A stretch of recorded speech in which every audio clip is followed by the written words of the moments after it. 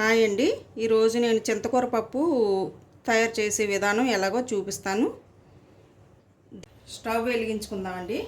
Stove వెలిగించుకొని నేను మట్టి పాత్రలో చింతకూర పప్పు మట్టి పాత్రలో చేస్తున్నానండి, పాత పద్ధతిలో.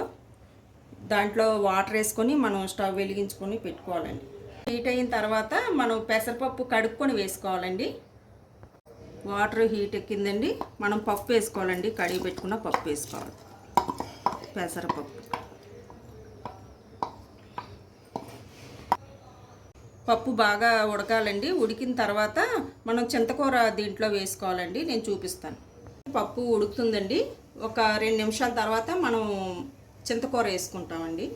ఉడుకుతుందండి, మనం చింతకూర వేసుకోవాలండి. అలాగే ఆనియన్స్, పచ్చిమిర్చి కూడా వేసుకోవాలండి. చిటికెడు పసుపు అండి,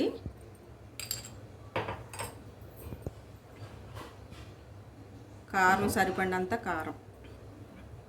పప్పు ఉడికేటప్పుడు అండి 2 వెల్లుల్లి రెబ్బలు వేస్తున్నాను. పప్పు ఉడికిపోయిందండి. పప్పు గుత్తో ఒకసారి మెదిపేద్దామండి. పప్పు గుత్తో మెదుపు కూడా అయిందండి.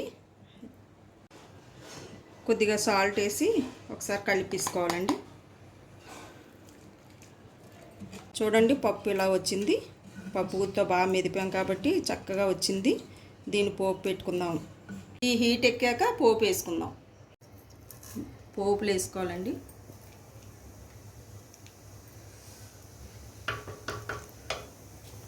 వెల్లుల్లి, ఎండుమిర్చి, కరివేపాకు. సింపుల్ పద్ధతిలో చూపిస్తున్నానండి. చింతకూర పప్పు సింపుల్ పద్ధతిలో చూపిస్తున్నాను. అయిపోయిందండి. ఈ పోపుని పప్పులో వేసేస్తాం.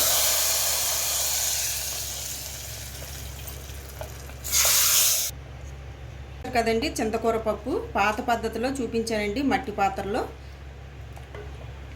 మీకు కూడా నచ్చితే ట్రై చేయండి, చాలా బాగుంటుంది.